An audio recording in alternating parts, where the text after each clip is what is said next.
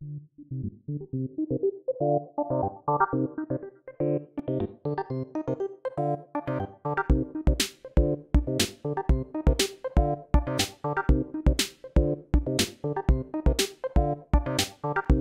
everybody, welcome back to the Combat Chain. I am your host, Patrick Shaw, and I am with the returning hero coming from the motherland, Adam Philipchuk. Adam, how are we doing today? Hey Pat, we're doing great. It's bittersweet to be back home.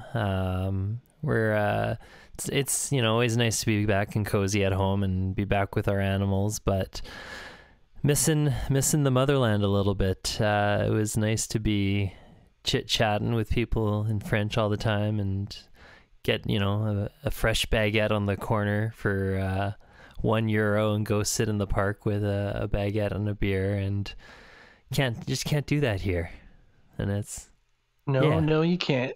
How does the food in Lille stack up to the legends of Parisian cuisine? Is that like kind of a hot spot for food there? I mean, you can get really good food all throughout France, no problem. Yeah, we had no problem eating well while we were in Lille. Was it food conducive of a long weekend tournament where you really need all your nutrients so that you're at your peak ability, or is it a lot of like delicious bakery good stuff?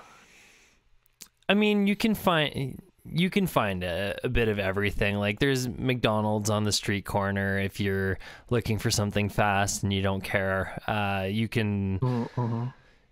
You can find, like, during the day there's cafes that have sandwiches and things like that, and then if you're willing to wait a little later at night, restaurants open up and you can find pretty good food that way.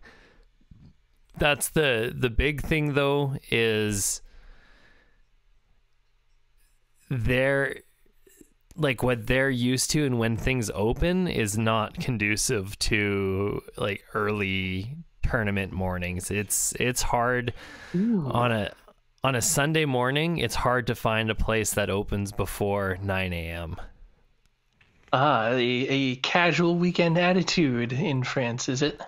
Oh, very much so. Like it's even like places don't they don't have the early get up and go like North America does, that's for sure. The high octane and adrenaline inducing, anxiety causing, pressure filled lifestyle that we have over here. Yeah, that. It's almost like other places might do it a little better. I don't know, but that's neither here nor there. We have a great episode today. We're going to talk a little bit about the whirlwind that has been the last couple of weeks, and later on in the show, we are going to have a chat with Nate and Jotrick from Flesh and Blood Online. Yeah, super great to have those guys on. Get a little more insight as to what's going on behind the scenes with FABO or Talishard. Yeah, we're actually right. So we have, through the magic of editing and schedules, we recorded the interview before we're doing this part right now. So in the time that has elapsed since the interview to right now, they have introduced a change to fleshandbloodonline.com. Very specifically, they are changing their URL to, as you were saying, Talishard.net. That's right. And straight from the horse's mouth in their Discord, Nate says they will have a redirect. So Flesh and Blood Online will still function in the interim. It will just redirect you to talishard.net. But Nate says in the Discord, to be clear, and this is quote, To be clear, LSS didn't ask us to change or anything. We just felt that this was the right thing to do. We looked at the other popular online simulators, and they all have similar in-universe names, but don't use the name of the game directly. So he adds, now that the site has attracted a lot more attention, we were afraid people might think that we are an official LSS site. So one big reason to emphasize, we are a fan project doing this in our spare time. We also wanted to change from a .com to a .net since we're not a company. Also, Flesh and Blood Online is kind of a long thing to say and also type. That comes straight from Oot the Monk, aka Nate. He is the lead dev for Flesh and Blood Online. Yeah, so on top of all that, we have a lot of things to cover in a short amount of time. But the biggest thing that we haven't gotten an actual chance to talk about, Adam, is the Living Legend announcement that came with the scheduled, banned, and suspended announcement on August 30th, where Prism finally made Living Legend status, and it happened in Lille, but this time at the calling. As we know, Pro Tour Lille was won by Matthew Folks, who we interviewed shortly after his Pro Tour victory, and you can see that on our channel if you go onto YouTube and find us at the Combat Chain Podcast, hashtag shameless plug. But the calling Lille was won by Joris Verhelst, piloting Prism Sculpture of Light, defeating Wojtek Klimczek, piloting Briar Warden of Thorns in the finals of the 578-person Classic Constructed event to become 2022 Calling Lille champion and see Prism become a living legend. We have, of course, so first of all, so no more Prism, Adam. Now that we've had some time to digest this, but when it happened, what was your initial impression or feelings when Prism finally kicked the can here? For me, it's a lot of different thoughts go through my mind, because for starters, we weren't a Prism aficionado by any means. I had a lot of fun playing her from time to time, and to not be able to just pick her up and play her anytime anymore is a little bit of a bummer. But then my other big thought is she was a gatekeeper for a lot of, she was a gatekeeper for Guardian for sure. And now that she's gone, I'm kind of scared for the potential of Guardian Winter. For sure, yeah. Prism did feel like the right of the meta triangle. Prism definitely was a point of that triangle, and now that point is gone. Right, so that aspect of whatever Prism was, right, and it was kind of hard to kind of put her into necessarily an archetype, and Flesh and Blood is kind of notorious for that, right? You can kind of call these decks by certain archetypes, but in the end they can be very fluid, very flexible. But you would have these hero-centric parts of the meta where you had your aggro, which was like your Rune Blade, then you had your Guardian, and then you had your Prism.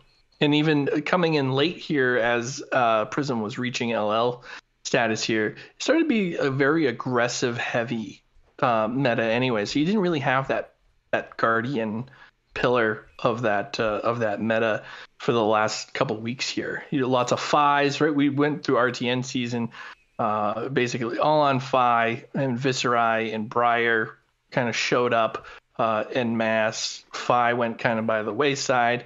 Dash sprinkled in a little bit, but very much still Prism on the other end of things. And now that that's gone, right, the meta kind of has to write a massive reset and figure out what the pillars are going to be.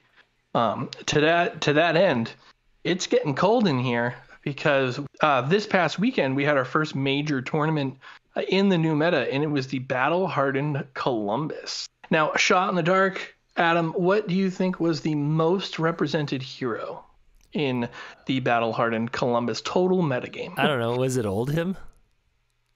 Very close. It was not. You can say it in the same tone now. Was it Briar? And then we'll cut it out.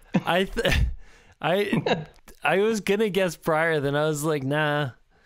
Ah, you're overthinking it. Way too much. No, Briar with 15.5% of the meta was represented in Battle Hardened Columbus. Oldhim was 14.5.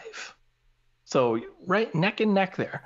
Third, Dromai, 10.9%. Fourth, Viscerai at 10%. Phi and Icelander tied at 9.1%.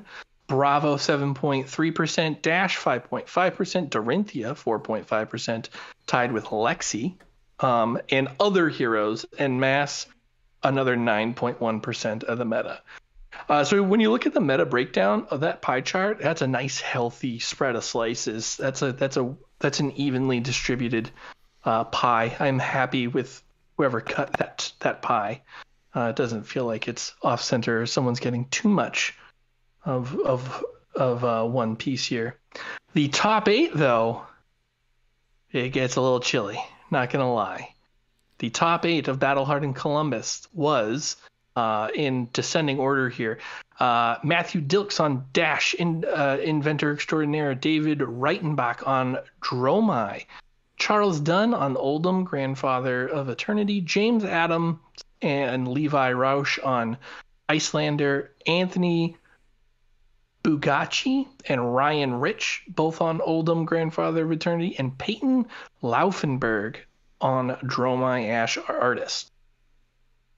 Battling their way through the top 8, Matthew Dilks took it all the way to the finals, as did Ryan Rich on Oldhim. So the finals was a Dash versus Oldhim matchup traditionally, and we've seen in the past, if you've caught some of our live streams of the Flesh and Blood Team Competitive League, we have covered a few Dash versus Oldhim matchups, and it does not go Oldhim's way more often than not. And that day, Oldhim took it to Dash, with Ryan Rich taking the Battle Hardened Columbus, piloting Oldhim. Yeah, this is man. You wish there was a stream for a match like that, because I'm very curious as to how it went down and what like the right, like what made it right. How did Oldhim pull that out? Because it really seems to be right. It usually is difficult for Dash to lose that, right? It seems like it's always Dash's to lose. We can theorize as much as we want until we see the game play out in the deck lists. It's really hard to piece those together. Yeah, I mean, I have a few thoughts behind that, but and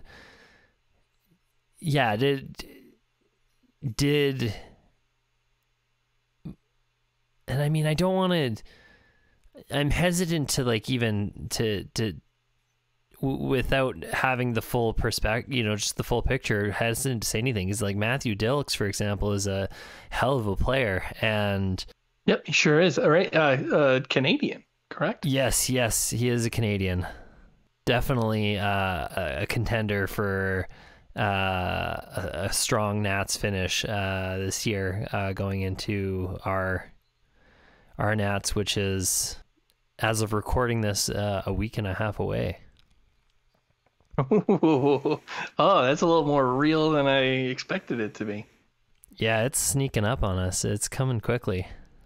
But yeah, so going back to the battle hardened Columbus, yeah, it's just without seeing the deck lists,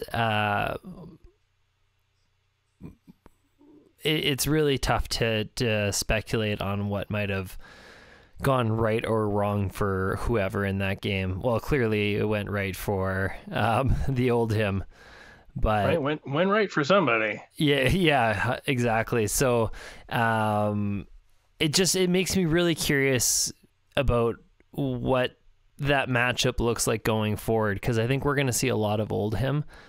And Mm-hmm.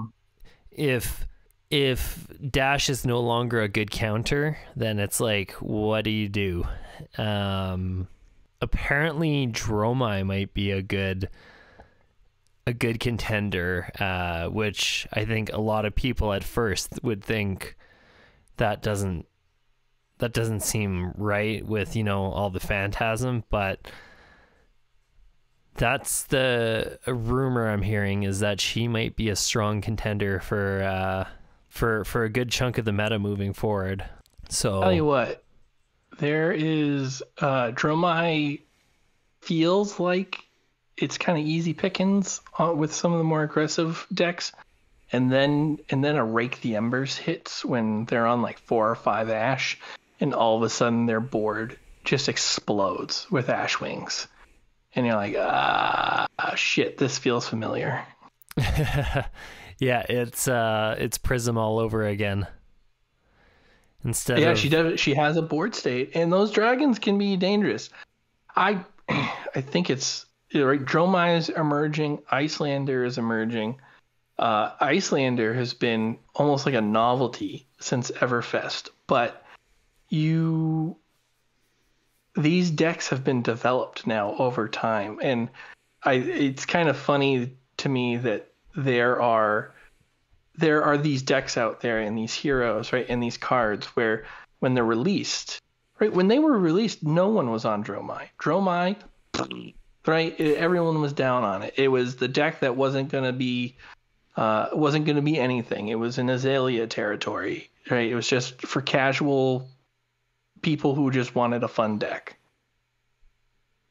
And now, right, people have tuned it and have gotten better at playing it, and now it makes up a portion of the top 8. Yeah, and I've even seen in different chat streams people talking about, they're thinking that some of Dromai's struggles at the beginning were less about the deck and more about player error and not knowing how to play the deck effectively, or not knowing Definitely. what they should be looking for. And I think people are starting to just figure that out, and that's playing a factor too. People are just figuring out what her play style is. And I think now that people are starting to figure that out, yeah, they're starting to get some success on her for sure. I think the same can be said for Icelander. Icelander particularly, you've been able to see progress in Blitz, and I think the Blitz was a foreshadowing of what was to come in CC. Right, and I'd almost just discount Everfest Icelander because the weapon was different, the playstyle was different. It was just a different deck altogether. But once Uprising hit, it introduced these elements to it, and at the beginning Icelander was a niche and it wasn't quite there, and there was some talk of maybe an OTK ability coming through, and then like skirmish season, Icelander started picking up some serious wins, and you could see players in Blitz events all over. And I point to the Fighters Guild, but it's a really good barometer of like what's happening in that environment there. Icelander has taken, I want to say 4 of the last 6 or so Fighters Guild armories, a couple of them by top 4 Pro Tour Lille competitor Shamir Sami has been piloting Icelander in Blitz for ages now, and he's been taking down Fighters Guilds in the process, and it's just Icelander has become the big bad in Blitz, and now it's emerging as one of the big bads in Constructed as well. But I think you're starting to see a pattern here. Like you have a big 3. I don't know if I like the big 3 where it's at right now, but it does seem that you have Dromai, Icelander, and Oldham. are right now your S tier. I think they're probably the S tier of the meta at the moment. Other decks gotta work real hard to beat them, real hard. I tell you what, just to reinforce my point. What you're not seeing, everybody, is Adam's going, I don't know if you know what the fuck you're talking about. But I'm going to justify my stance by saying that no matter what you choose outside of those three, you have to account for them. Right? There is no getting around. Your sideboard is dedicated to Dromai. It is getting ready for Icelander, and it's hoping you can do something with Oldhim. And no conversation about a deck's viability ends without knowing what you can do against those three decks. There's significantly less chatter about what we can do to counteract Viscerized Rune Chant accumulation these days.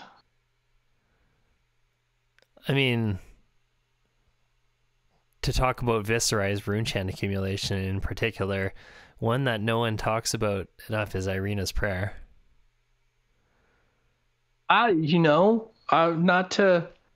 I actually have...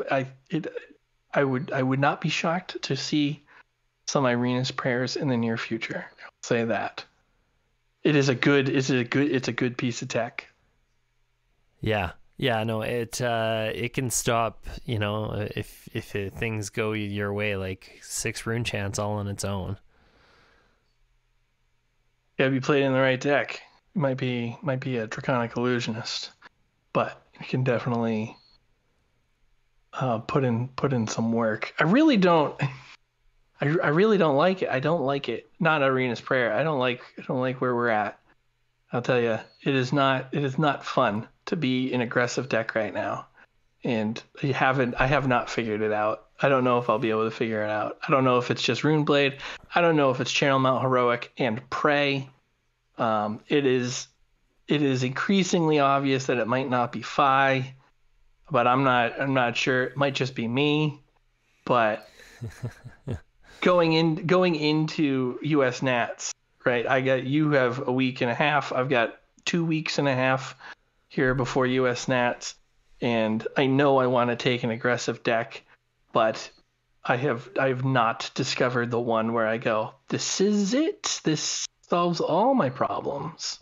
Yeah, I'm in the same boat. And time's ticking. I got to figure this out soon. I don't know what's best to be on right now. It might be Oldhim, and I don't want to play Oldhim. And I'd love to play Icelander, but I don't think I can figure her out in time. And it's like, woof, I don't know what to do, man. Yeah, I think my inclination would be going to Oldhim, but I don't want to play the deck where I know the best pilots of that deck are going to show up to the same place as me. And not that I'm a stellar pilot of any one particular deck, but I know at US Nats the potential for both Michael Hamilton and Charles Dunn piloting Oldhim will be there. So, like, what the hell am I going to do against those guys? It just won't work, is what it would happen. It's a loss right there. So I got to make sure my chances to win are as great as possible. And it's usually not by being either the most popular deck or the one that I know is going to be piloted by like the people that the deck is associated with. It just usually doesn't work out. Yeah, that's a tough call. Piloting, and you make a good point there about like picking the deck that you think gives you the best chance of success. Not like, I think a lot of people try to think, well, what's the best deck? And it's not about what's the best deck. It's about what's the best deck for you. And that doesn't necessarily make the question any easier to answer, but at least it helps you figure out what direction you should be looking in. Yeah, I think one of the things that I'm struggling with myself is that the best decks are clearly like usually there's some gray area, some wiggle room. Right? I'm an aggressive deck player. It's what I like to do. It's where I find the most happiness and find my greatest success is by finding the right aggressive deck. But at the moment, it appears that just the aggressive archetype might be A tier, but it is not nearly right. It's not Oldhim, it's not Ice, and it's not Dromai. And so knowing that you might be picking a secondary tier deck as still your best chance to win, knowing that your odds are little more, a little less than they normally would be in a similar situation because of where the meta sits right now. I think that's what's given me a little consternation. Yeah, that's totally fair. I'm in the same boat, man. Adam, a revelation just came. What's that? I know what you should pilot. What's that? You know it in your heart as well. I know a wildfire of aether. Oh, burns in your heart. That would be something. You can cut this part out so that people don't know. You should totally run Kano. Oh, but if I cross paths with an Icelander, I'm screwed. Is it that bad? Well, it's not good. Interesting. I don't know. Is it really? Is it like... I need to test it. I need to test it now. Okay, I never even contemplated it, but... a good spot for Kano right now, unless these are really garbage matchups. Yeah. But I don't know. But that's where I would think that would be a very you-centric pick right there. If you can make it work. Yeah, try it out. I had I recently faced a Kano in testing, and I just happened to just throw. I built a Briar list. I had 3 open slots left, and I just filled it with Arcane Barrier. Similar to kind of my Blitz loadout, and then I popped on to Flesh and Blood Online, and the Kano joined. And hey, good luck, have fun. Frowny face for me because Kanos.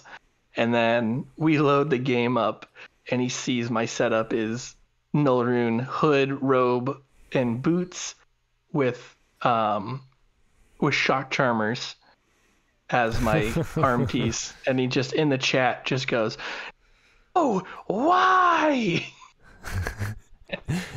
I was like, man, it's just your unlucky day. I always respect Wizard.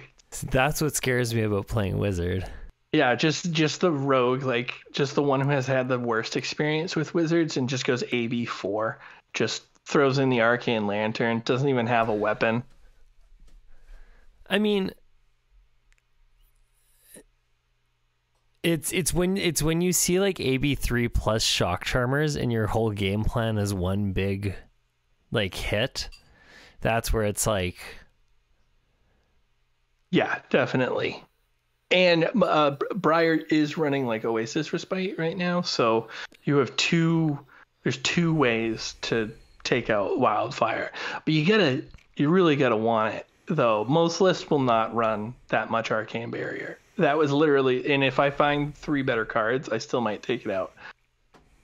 I tend to like that setup, so maybe not. Just for me in particular, as Briar, I know Kano is kind of like my...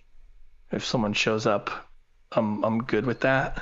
But yeah, with me being the caveat, test some Kano. Yeah, you know what? Yeah, I think we will. And I'll see. I might not edit this out. I don't care. But we may have had a breakthrough here. All right. God, does that mean I'm on Briar? Am I on Briar? I got cold foil Kadachis. The left and right, them. I didn't get. They're facing the same way. The reversed Kadachi was $100 more, and I was not prepared to do that to myself. So I still wanted cold foil Kadachis. So I got two regular facing ones. Tell me you've got two of the opposite facing ones. Just very nice. Very nice.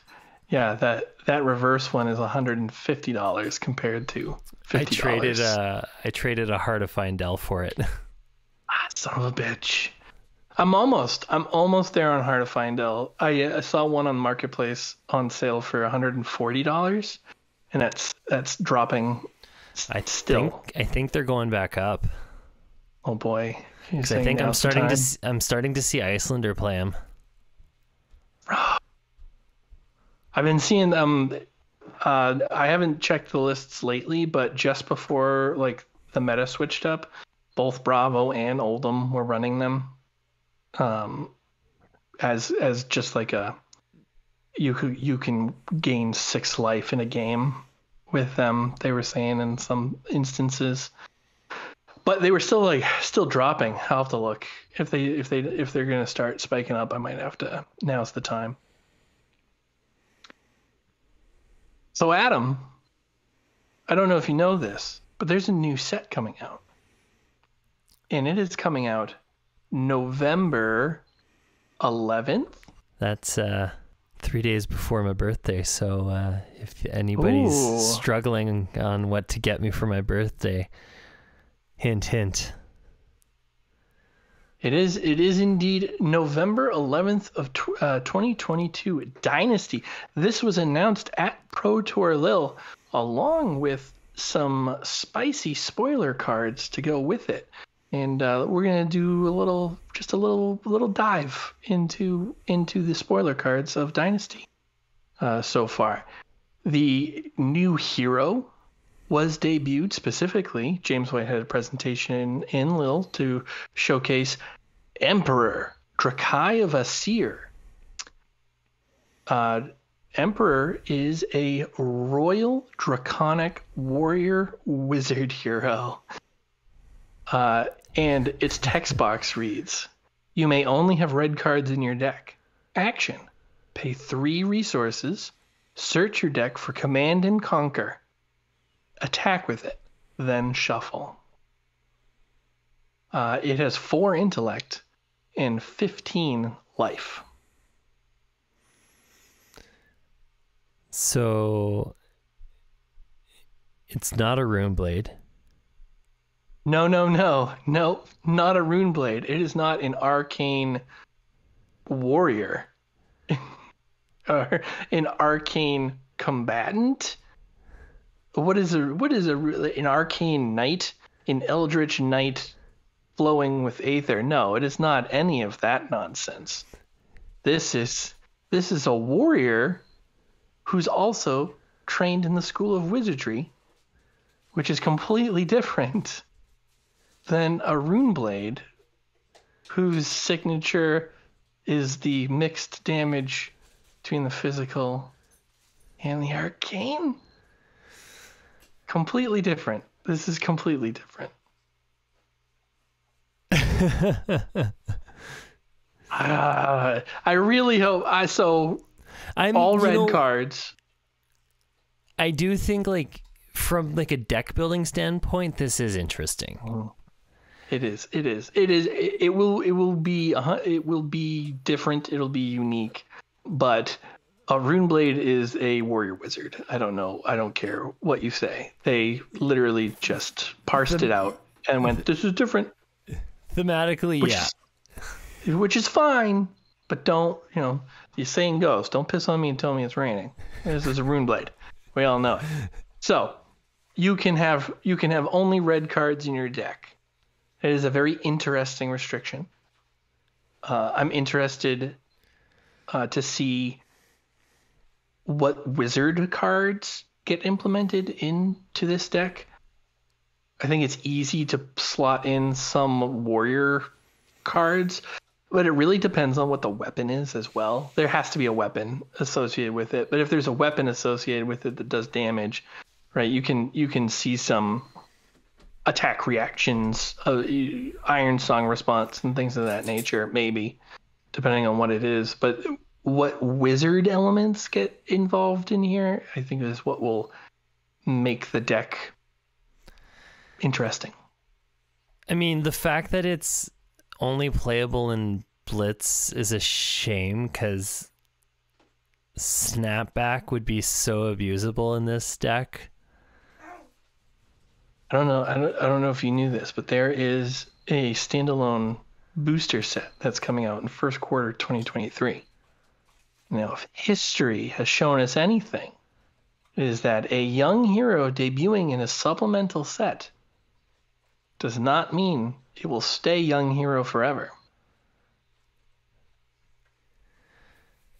The Icelander Stormwind, is that her surname?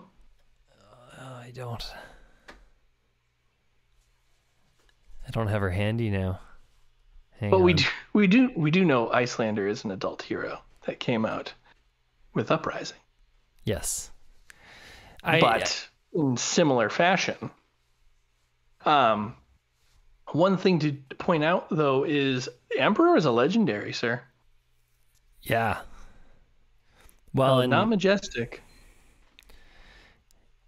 Even spicier, there's, I think, a Marvel of it. There was rumors of a Marvel. That is a pull rate of 1 in 10,000 packs or something like that.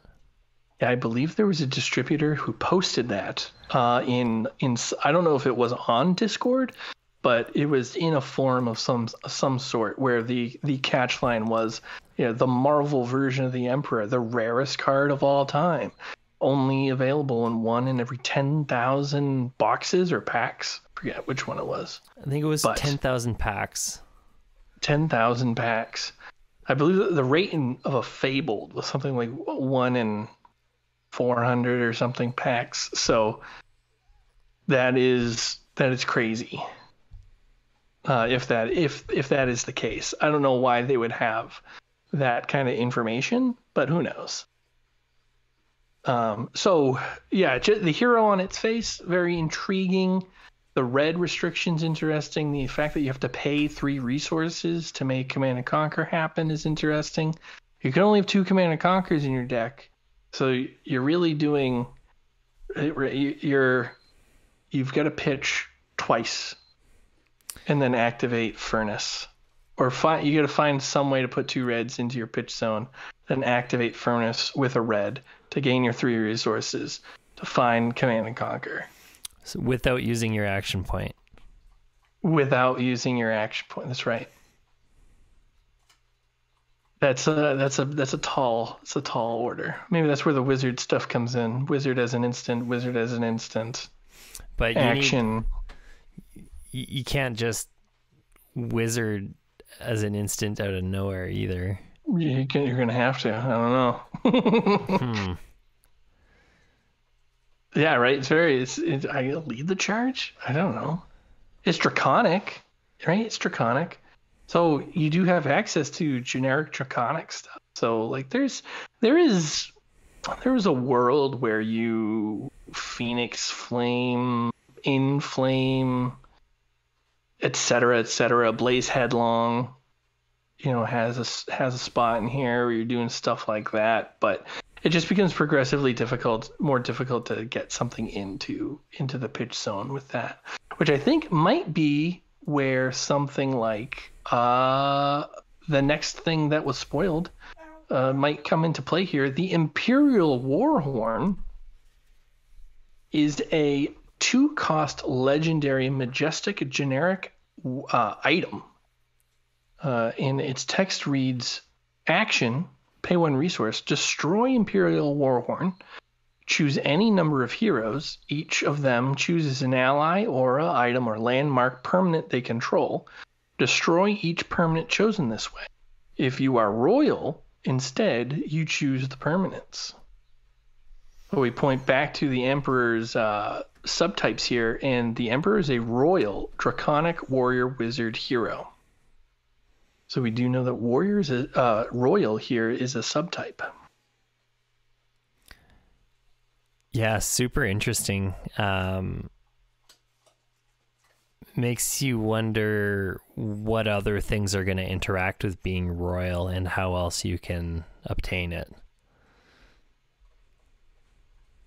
On its face, the ability to pick, so you have to be royal in order for you to choose, but being able to destroy an ally or a item or landmark does seem to have relevance in one meta or another, whether it's auras of some sort. If I look at Dromai, right, there's allies and auras. You can take out Blaze them all, or burn them all. You can take out a dragon with that. If Briar gets spicy, you can take out Corsham. If you are against Dash, right, any number of items with it. It is a one-time use, right? It is legendary, so you can only have one copy in your deck. It is a one-time use, and as we mentioned, you have to be royal to do that. So the Emperor can do that inherently, or you can wear this brand new headpiece. We are, of course, talking about the Crown of Dominion. Crown of Dominion does come in Marvel, so you will get, there's an extended gold foil, spicy looking piece of art here. It is a generic equipment headpiece that says your hero is royal. When you equip Crown of Dominion, create a gold token. It has no block on it. So we have the ability to make your hero royal and the ability, and the feature of creating a gold token. So when you equip Crown of Dominion is language I'm not certain of. So does that mean that like at the beginning of the game you get a gold token? That's what I'm thinking, is that like by equipping it they mean like starting the game with it. That's when you get the gold token, unless we see in Dynasty first an ability to change out equipment in game. That would be interesting. I have not heard the verb equip in this game yet. I have heard it in the other game, because Magic has equipment all over the place. You pay a cost, the item stays on the board. You pay a cost, and you are able to put that piece of equipment onto a creature, and that creature then has an effect. There's a similar thing happening here. Typically this would start on your person as a headpiece, but I don't think I've ever seen it referred to as equipped, like your equipment. Yes, but I don't think I've seen the use of the word equip like that before. So in addition to the royal, you also have gold. Gold is in Dynasty. We finally see what gold is, and to no one's surprise, pay 2, draw a card. Not the worst rate in the world. It's better than copper. Sure is. Also finally making cash-in somewhat interesting here. Yeah, sack 1 gold to draw 2. That's pretty good. Mm-hmm. For essentially free. Card replaces itself +1 for the cost of a gold token if you're wearing the crown, something that you naturally got at the beginning of the game anyways. Yep. Yeah, pretty good. We do know that there are some additional pieces that are coming in Dynasty that were featured as, I believe, artist sketch proofs in Neil, with some unofficial names attached to them. I believe one of them was called Lexi's Boots. And there were things of that nature that looked really cool, but there wasn't anything official done with them. I believe one of the artists had them out there, but they were shown off and featured around. But it does look like we're going to have you have the Emperor, you have the Crown, and I believe you're going to have the Throne Room as something that becomes part of what makes Dynasty interesting. And in that Throne Room, you're likely to have several powerful pieces of legendary equipment coming with us. We do know, for instance, that Azalea is getting some support in Dynasty because our good friend Az from Go Again Gaming has been officially announced by Chris Bewley that he is getting an Azalea-based preview. So there will be support for all the classes in here, and I'll be interested to see how much of that shows up as legendary equipment. I have a feeling it'll be, if anything, like a majestic equipment. I think we're going to see probably a bunch of those again in the set. I would hope so. I am a huge fan of legendary equipment. It can be, I think it's some of the best.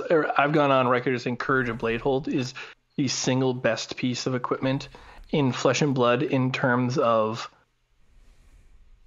being like good for the game, right? It's an accessible piece of equipment that does a thing. It blocks and it does a thing that helps you win, but it's not game breaking, right? It doesn't. No one has ever complained about Courage of Bladehold that I've heard about, anyways. But it's at majestic level, so I think it's all the things going for it that I think that is the model of equipment going forward, or from that point on. That I don't think anything before or after has hit that kind of mechanical and gameplay balance that Courage is given. Right. We do know that there will be the set configuration of Dynasty, which again is going to be released on November 11th.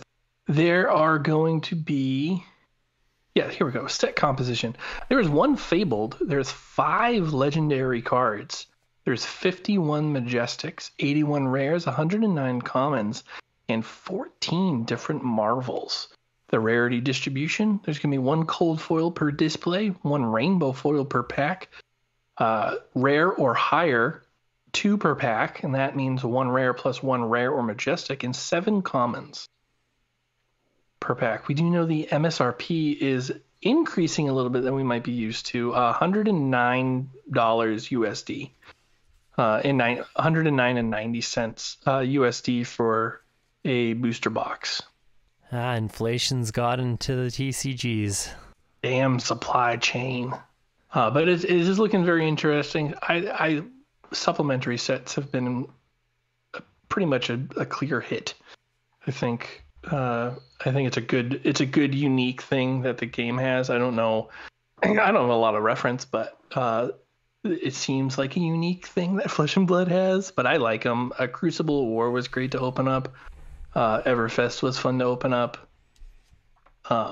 I'm happy to see Fab 2.0. I think Uprising's the best set for me since I've started. It has a bunch of stuff that I like in it in terms of heroes. Obviously, I'm a big ninja guy, so Fi really spoke to me. But the ability to find all these like marvels and cold foils and like chasey items has been really, really fun for me. For sure.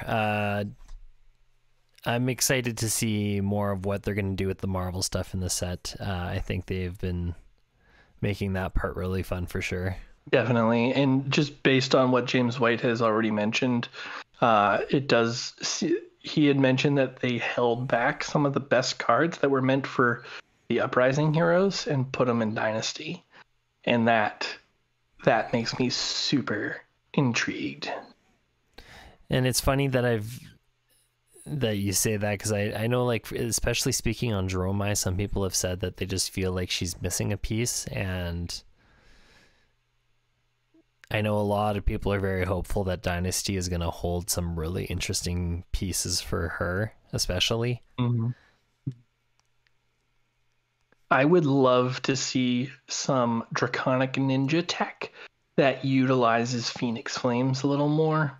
I would like a similar effect to Flame Call Awakening, a fetchable, something that can fetch a flame out of your deck. I think that might boost the Phoenix form build a bit if you can, because all you have right now is Flame Call Awakening. It's just not enough. I mean, what? How do you print another card that does the same thing that Flame Call Awakening does without making it Flame Call Awakening? You make Fire Roar Arousal, and it is it's a 4 attack that costs 2. I don't know, and it fetches a Phoenix Flame. That was the other thing. That was the only thing I could think of, is that you make it like a 2 for, because it's 1 for 3, so 2 for 4 would make sense. Yeah, it's a 1 for 3. Yeah, so a 4 for 2, which sucks. I don't know. I really love Rise from the Ashes, but it's not. Right, it doesn't see a lot of play. But you could do a non-attack action that allows you to fetch a 0 cost, maybe something with base 1 attack or less, or something like that. Just something that doesn't make it specifically a Phoenix Flame. I don't even care if they call this Flame Call Awakening Junior. Just give me 3 more cards to do it. I don't need it to be pretty. Or give me something. Let me start with give me another way to put it into the. Maybe that's it. Maybe you put something into the graveyard instead. Maybe you have an attack that instead of finding. Play trade-in. Terrible idea. No, don't want to do that. It's also got to say Draconic on it. That's the other part there. Play your brand before you play your trade-in. But I can't. That's a flip off the top, is it not? Or is that?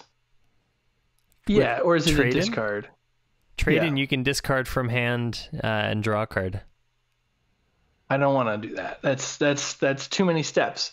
This is, we have it. The attack, it's got to be an attack. It'll be 3 for 1. Go again.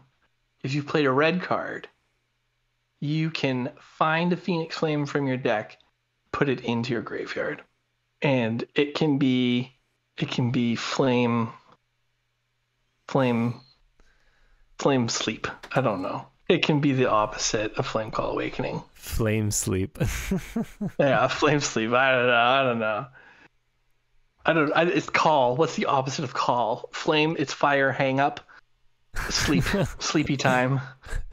What?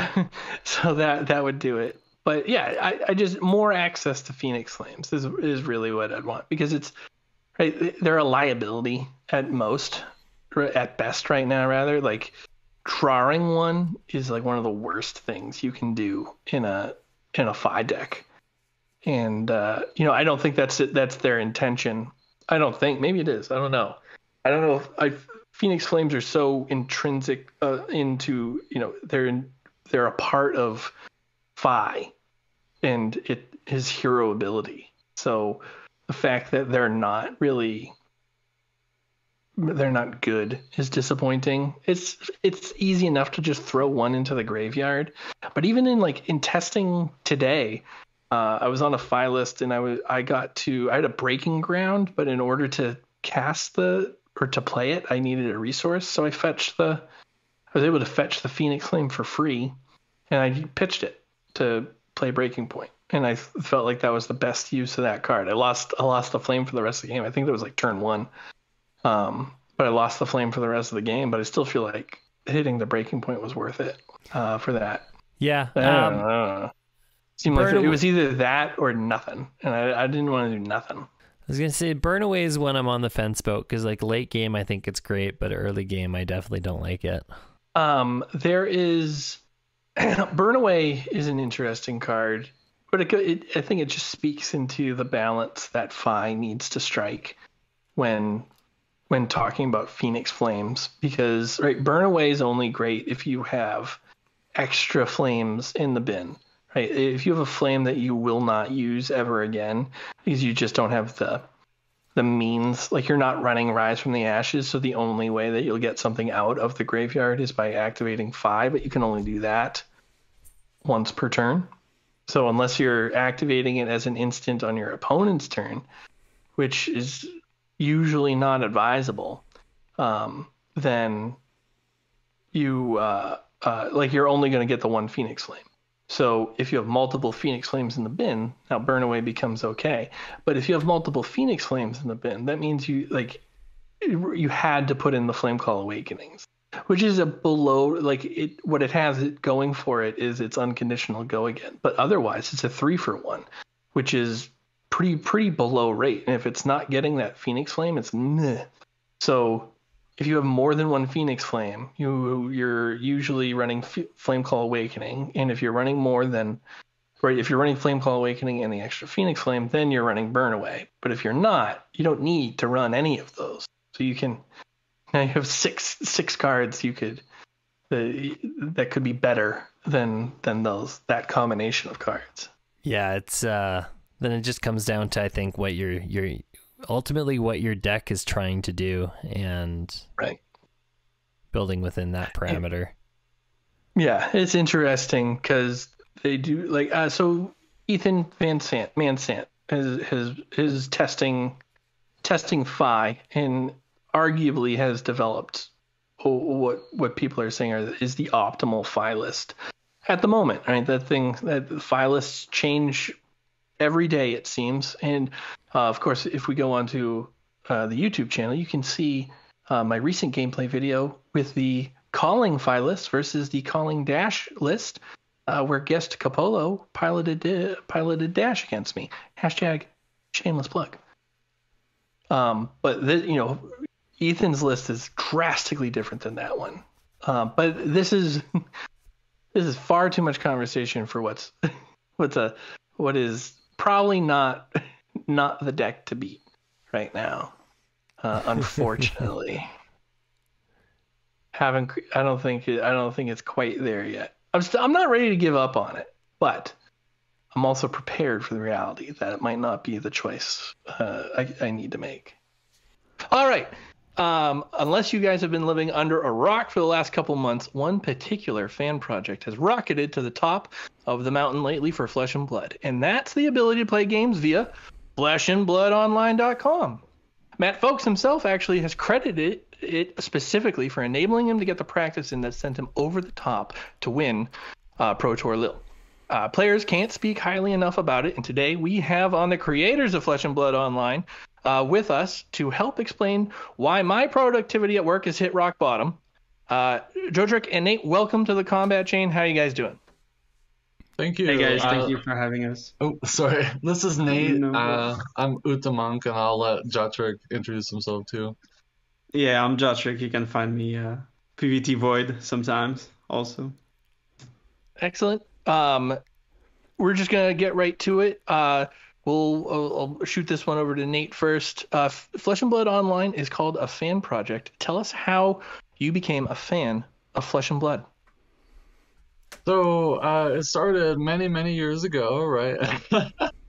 I've always been a huge fan of card games. It started with Pokemon when I was a kid, and I was especially into the shiny foil cards, as you might imagine, being 8 years old or whatever.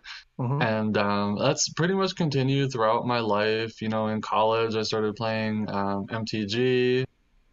Since then, I've just kind of gone from card game to card game. I played a lot of Netrunner, Keyforge, things like that. Got pretty competitive with some of them. Netrunner in particular.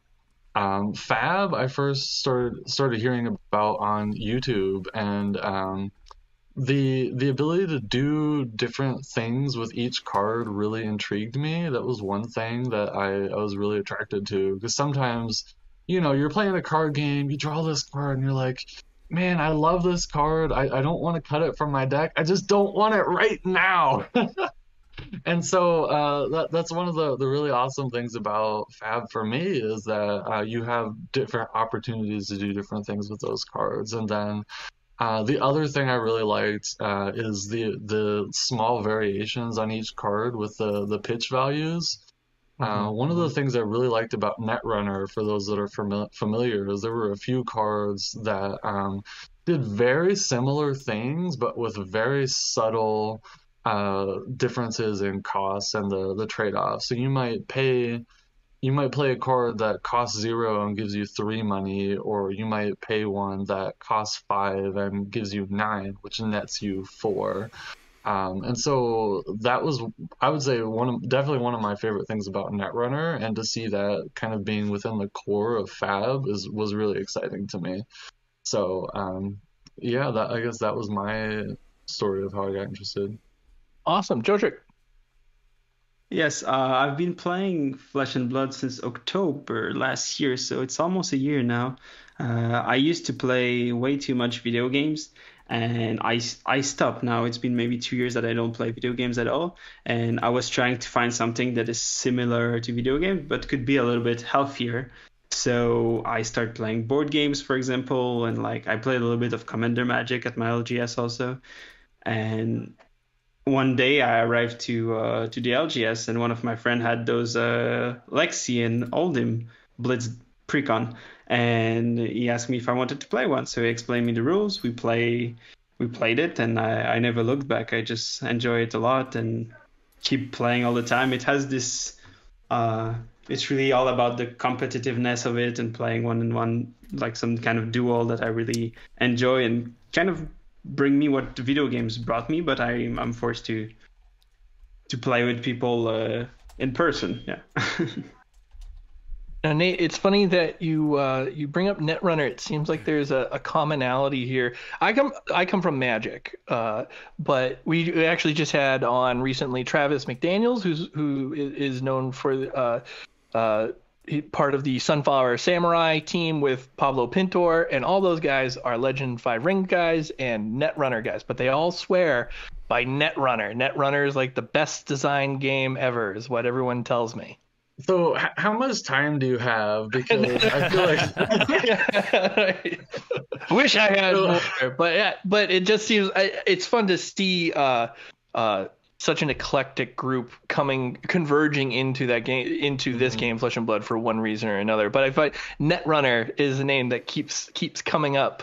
I got really into Netrunner. You know, I used to do a lot of the store championships and stuff like that. I think it's an excellently designed game, especially being an asymmetric game. I do think it has some fundamental flaws. I don't know how deep you got into it, but there's a pretty big, I don't know if flaw is even the right word, but on the corp, if you discard too many agenda cards, if you draw them in the wrong sequence, it can be really punishing. And there was one really polarizing card called Jackson Howard that kind of helped fix that, but it was in an odd way. I'm probably going to get a lot of negative comments for for what I just said. How many of those old Netrunner folks are listening to the pod? They'll be like, right, yeah, we're gonna fix them up.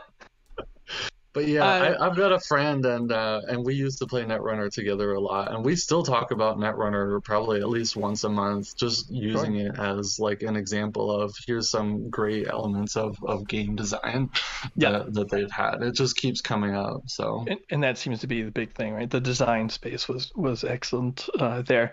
Jodrick, tell me what you do here on Flesh and Blood Online.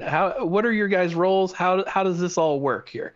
How big is your team? Is it just you guys? Is it we are an open project, and we accept any contributor that want to help.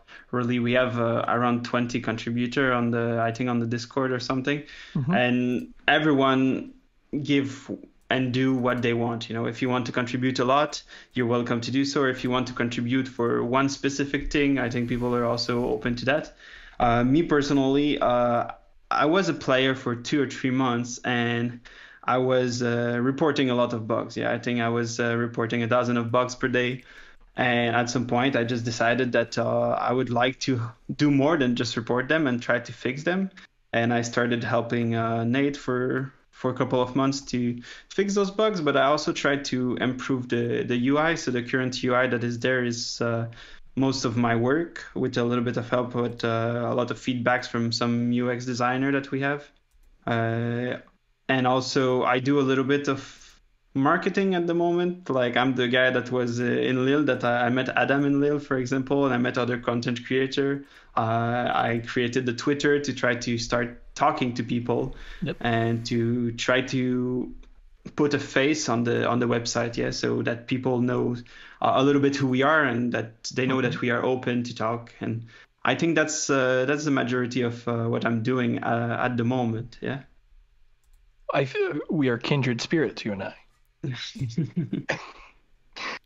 Nate, this isn't a new project by all means. This was around for a little bit. Recently, it did explode. What was the catalyst for that explosion? Was it the recent update that seemed to have kind of changed the course of where this was going? Can you tie it to players talking about the game? Tell me about I blame Jotrick. It's Jotrick's fault. He did. I filled his role quite well, is what you're saying. I think, So he kind of already hinted at a lot of what I think really started getting people's attention, which was, the UI update that he did was the first really big thing, and then as soon as he started the Twitter account, that's when I noticed things started to really take off. And then I think the final and most recent thing was when he went into Lyle and was just talking to folks about it, and I think he just got people really excited. So I'll let him answer this question, or maybe that answers the question. That answered the question, but I think you forget everything that you did, because I'm kind of doing the front work, and like, this project is Nate that started it, and it's been going on for like more than a year already.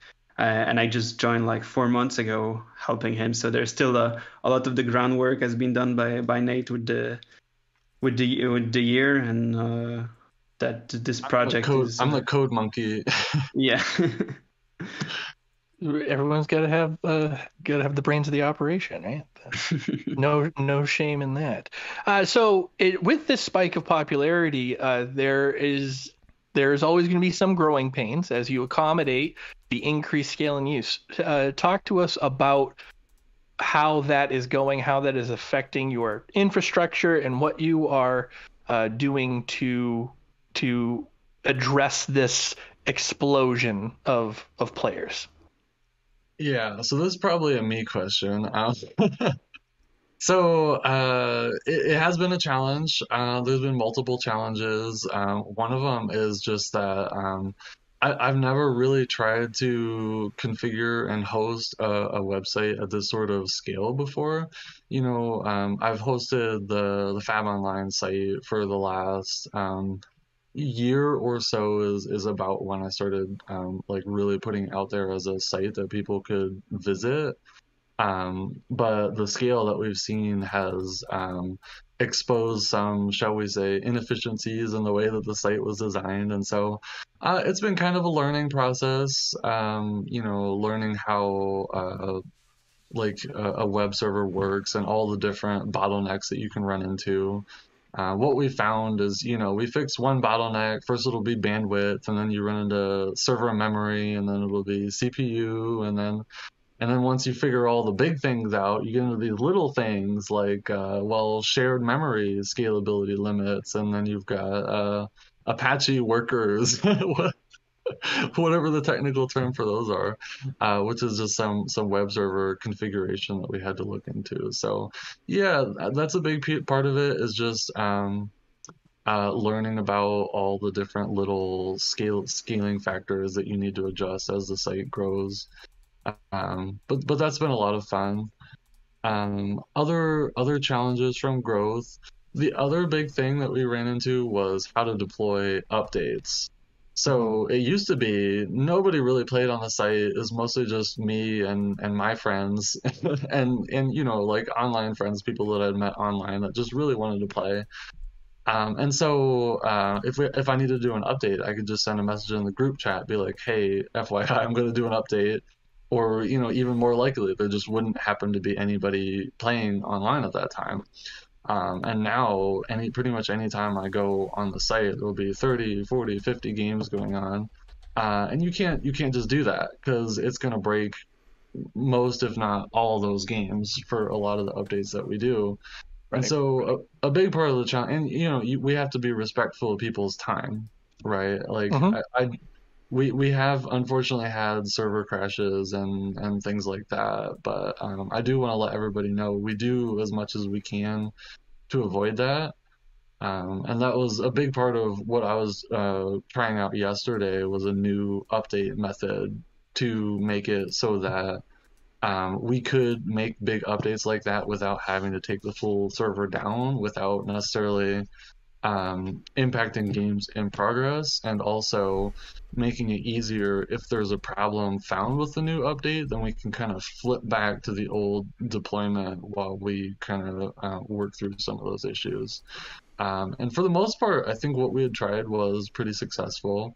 There were just a few lessons learned, things that I forgot to do that I needed to do for the new deployment, but I think the next one should be a little bit smoother. Now, do you have a projection of sorts of how much bigger this can get, that you expect it to get? Like, there's got to be a percentage of the player base that you have now. Are you expecting to get 10% more, 20% more, 10,000 players, 15,000 players? What does that look like to you? I expected to cap out at about 50% less, to be honest. I'm a little surprised to see where we've capped out.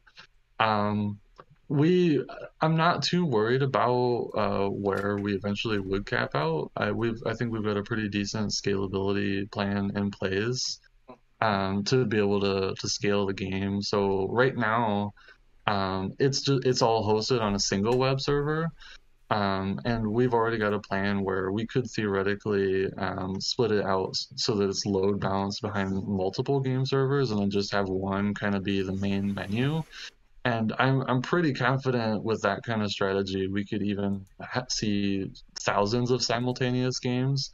But if we were to see that kind of like 100% growth a day, to get to that point like next week, there would definitely be some more short-term, hopefully, disruptions, but I'm pretty confident we'd be able to get there if we needed to. It's gonna happen, right? Like LSS is working so good on this game, and like every set that released, like the boom of Uprising, we saw it. Like wait until Dynasty goes out, like it's gonna boom again, and like I think this game is gonna go far, and like it's gonna keep booming, and I hope we can offer like an accessibility to this game to everyone. Yeah, everyone that doesn't have a game, local game store in their city, everyone that doesn't have necessarily friends yet to play it. Like I really hope that this accessibility will just make the game grow even bigger and the community even bigger.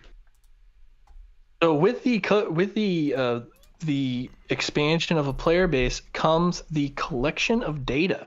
One hot button topic is the aggregation and dissemination of the data that you guys have been able to collect from games played. So Matt Folks brought this up in our last episode here. There is an underlying concern within the community that the data you're collecting is one of the ways that Flesh and Blood could have solved metas and has the potential to homogenize formats and deck choices. Some may point to Magic the Gathering Online as a similar online client that has some culpability in creating what they've considered stale formats due to the sheer number and speed in which games are played and archetypes established. What is your goal with the data that you're collecting, and how do you address those concerns? I have to say that I doubt those concerns. I understand where they come from, but I really feel like that a stale meta will come more from a design of the game. I really feel like we have such an amazing meta in Flesh and Blood, and I don't feel like things are gonna get solved faster. Like it's such a big aspect of the competitive games to have to do meta call and bring those decks that do well against other deck and everything. And I feel like this is something that you will only be able to analyze after every event. Yeah, almost every weekend there is new events and new stats and new deck that reach the top. On our website we get the data from every game, but it doesn't really represent what's competitive or not. Yeah, people are there to try their try their favorite deck or try new things, and we don't necessarily collect only competitive data. Yeah, we collect data from everyone, so it can be newer player, it can be professional player. It's really a mixed match of everything, and I don't think at the scale that we have at the moment it's gonna solve any meta. I also think that what's gonna make the meta solve might just be if Flesh and Blood in general get a lot more players with time. Yeah, I think Magic has solved meta because you have million of people that play it and try to solve this meta, and I don't think we have that Flesh and Blood has the player base to fix that yet. So yeah, there's a couple of points I think I would like to add to that too. So one is people are already collecting data like this today and kind of presenting it, and they certainly would have had a lower sample size, but you could argue that they would have higher quality data as well, by being able to attribute games to particular tournaments, things like that. As far as goals for the data. I actually see the data as an opportunity to kind of break up stale metas. We had metas that were regarded as stale in the past, and I'm kind of thinking like chain and pre-bans, and also the Cheerios Briar pre-bans. I personally think that chain I had pretty good success. I'm not a pro player, but at least locally, I had pretty good success with a Dory Axis deck fatiguing chain. And so I think that if people had stats and they could see, I'm clicking on chain, I want to click on the Dory matchup, and if people are seeing, oh, somebody's having really good success running Tunic and Steel Blade Shunt against chain.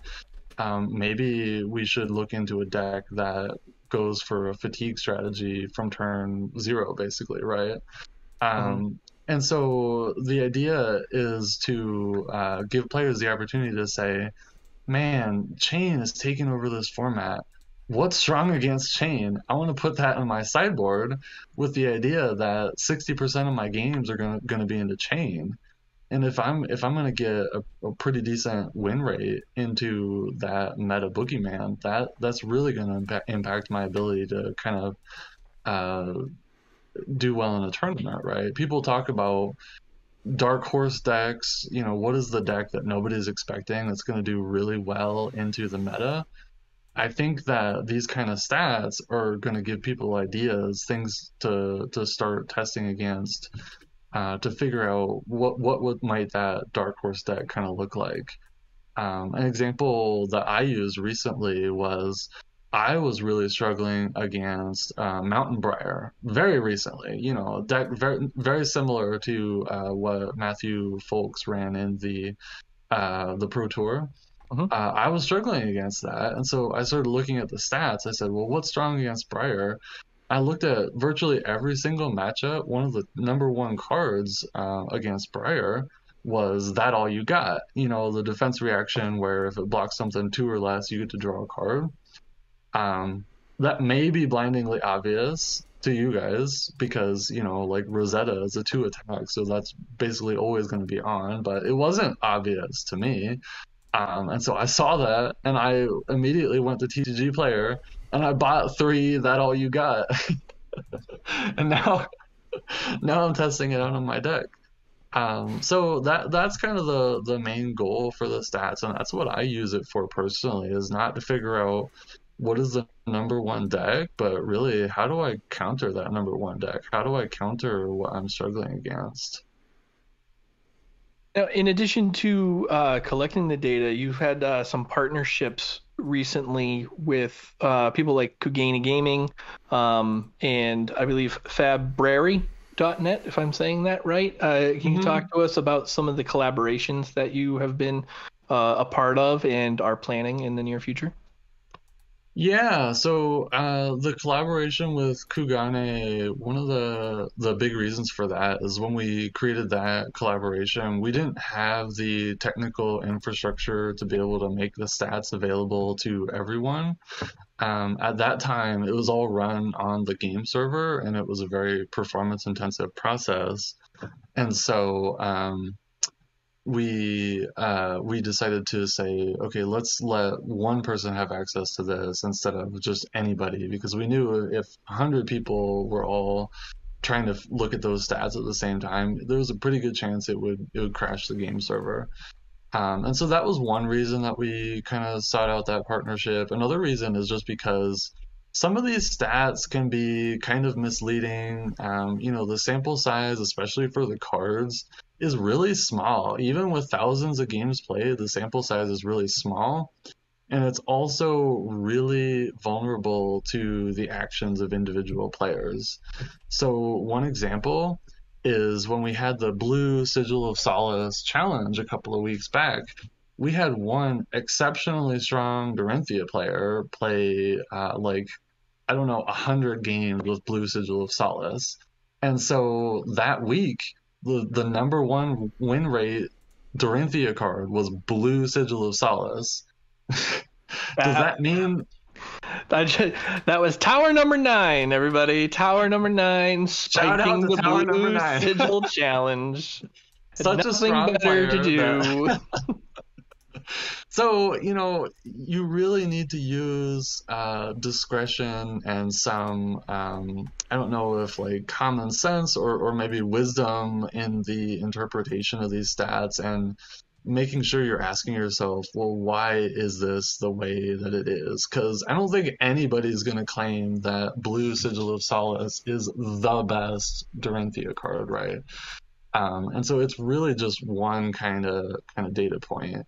I will contend that Blue Sigil of Solace is not unplayable, by the way, but that's a topic for another day.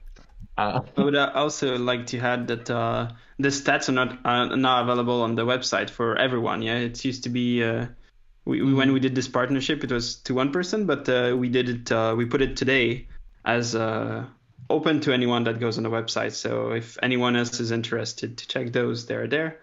And as for partnership with other people, we don't really have a plan to partnership with anyone.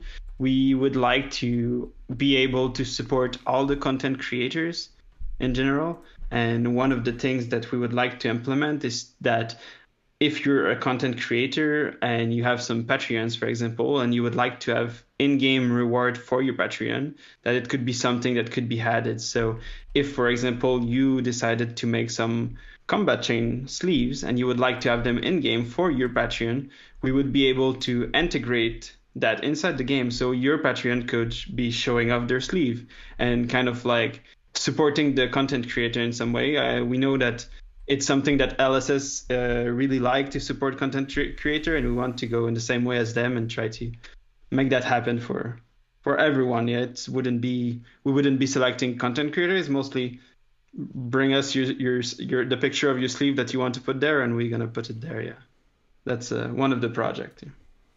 Adam, gotta make some sleeves. Put them on FABO. We gotta get something going. Yeah, for sure. FABO, is this a thing? Is this? oh yeah, you're FABO. That's Can exactly we make this not be a thing? Fleshedandbloodonline.com doesn't roll off the tongue quite as smoothly. That's fair enough. You can't pick your own nicknames, unfortunately, but you got stuck with FABO. Yeah. So, did you guys want to hear more about the February collaboration, or? Sure. Let's hear it. Okay, yeah, I mean, there's not a whole lot more there. It was just an idea that he had, and he approached us, and we were like, sure, let's do it. He wanted our game stats, and he set up an endpoint for us with, like an authorization key and all that other stuff. And so we sent him our games, and now he's got them, and he's doing really cool stuff with them, by the way. I love that stats. It's a good tool results. To have. It's definitely a great tool. Data, right? Data in general, just right. The more you have, the more you can do with it. So access. And we are open to other partnership with anyone. Really, what we need is just an idea and suggestion, and people that want to work on it, and you just approach us, and we are open to make it happen. Yeah. Yeah, and I think you've probably seen the pinned post from FabDB, like their pinned tweet. They've approached us, and we're trying to work with them too. And pretty much, if you guys want to work with us, come and talk to us, because we want to work with you, because we're players too, and we love these kind of cool tools that you all are coming up with. Excellent. Jodrick, you brought up wanting to emulate LSS by collaborating with content creators. That brings up a good point. As your popularity gains steam, the lingering question about is, what about LSS and this? What happens with LSS? Have you spoken to or been spoken to by anyone at LSS about what you're doing? And is there any long-term concern about the viability of Flesh and Blood Online as an independent fan project? We did try to contact them a while ago. Nathan did contact their services, and they gave us some information concerning their terms and services, what we could do and what we couldn't do. We didn't hear anything official about James White, or we didn't receive any communication since the boom of popularity too. I know that in Lil, James gave his opinion that he was not he didn't mind about Flesh and Blood Online as long as it stay complements, and that's really what we want to aim to. We love Flesh and Blood, and we want this game to thrive, and we want this game to be as good as possible, and we really don't want to remove anything from the in-person play. So we really just want to make it more accessible to more people. And we didn't like personally TTS and what you could do from home. I personally couldn't bring some friends home to play Flesh and Blood more than once a week, so I just needed more, and I wanted to play it more often. So hopefully our vision can go hand in hand with LSS vision. We really want to get our vision as close as what LSS would want, and they should know by now, I believe, that we are open to talk if they ever want to interact with us. Yeah. Excellent. So what is next for Flesh and Blood Online and for you guys? What's on the docket here? What is the next? What does 2022 look like? What are your plans for 2023? 2023, that's a long time. Long-term planning. My plan for next week is to make sure we've got the server capacity for 100 concurrent games or whatever. Never mind 2023. So yeah, I mean, we've got a lot of stuff planned. This is really just a passion project. We all do have jobs and things like that, and so we're pretty limited to doing this in our spare time, but we really love doing it. What I've been working on is the server scalability. That's a big thing. Fixing bugs. We just released a really huge patch last night that changed some kind of core stuff, and so a lot of this morning, since it's a holiday in the US, for me has been focused on trying to patch up some of those bugs from last night. And then also we've got another member on the team that has been working on kind of like a secret tech project, which is a alternative front end. I think he posted it on Twitter, so I probably shouldn't really say that it's a secret at this point, but I'm working on doing kind of a collaboration with him, making sure that he's gonna get all the data that he needs from the server to be able to display it on the new client, and then eventually also be able to talk from the new client to the server. And so that's another kind of to-do item today. Other things coming in the farther future, FabDB, we'd love to start doing more of the stat sharing with them. We've been kind of talking about, Techlo Labs, which is one thing that they have that has a lot of card data, things like that. And then I think, if they could get some interesting deck stats as well, that would be pretty cool. And then, like Jodrick kind of mentioned before, working with content creators, there's a couple of things that we're working on. So one is the ability for people to kind of award badges. You guys might have seen the badges that we have. So we're working on functionality where content creators can just give other players a badge that's kind of like a business card, so to speak. And then the other idea was like the custom card backs or maybe eventually play mats, things like that. So yeah, and if you guys are interested, let's talk after and we'll make it happen. All right, excellent. Jodrick, what's on your plate? On my plate, I really don't have any plan for the long term on this thing. Really, I'm happy to be learning every day, and keep spreading the word around. To be honest, I'm in it to learn about the game. I'm I'm a judge level 1 at the moment. I really love how it's. I'm learning new rules, and I would love to keep doing that to a higher level in the future, and keep learning about coding because it's something I learned a long time ago, and I didn't do it since a long time. So now it's been 4 months that I'm really enjoying it. And to be honest, I just want to do more flesh and blood. It might be anyway. I want to travel. I want to keep judging. I want to keep playing it, and that's my only goal so far. Awesome. Well, guys, we did it. That was efficient. We are going to wrap it up. Thank you, Nate. Thank you, Jodrick, for joining us. Thank you very much for inviting on the channel. Thanks for having us. Plug your stuff. Where can we find you? Fleshandbloodonline.com. Sorry. You can find us on Twitter at FabTCG_online. If you go on our Twitter, you should find our Discord where you can leave feedbacks, bug report, or any feature you would like to see on the website. And we also have the link to our Patreon there if you want to support us. And we'll have all of those in the show notes. So make sure you just send them over to us after we're done here, and they'll be part of the episode. Nate, where can we find you? Find me? And, yeah, if we want to, how do we find you? The Discord is the best way to get in touch with me. You can just mention Utamunk. I don't know. Sorry, I don't do a lot of social media stuff. That's all right. Find Jotrick, and Jotrick will find me. All right. All right. Don't find Nate. Find Jotrick. All right. You can find the Combat Chain on YouTube, searching the Combat Chain podcast. You can find us on Twitter at the Combat Chain. You can find myself at Pat Smashgood, and you can find Adam at FomTooleryTCG. Now, gentlemen, we have one last piece of business before we close out. We close out a very specific way every episode. I say until next week, and we all in unison say we are closing the Combat Chain. And it comes out beautiful. This will be the most people that we've had do it. You guys want to join in for this one? Sure, let's do it. All right, everybody. Thanks again to the guys from Fab Online for joining us for this interview. And I think that's going to do it. So until next week, we're closing the Combat Chain. Nate, best one yet. I got you. You were right on there. Heard it. I think that was actually really smooth. Yeah.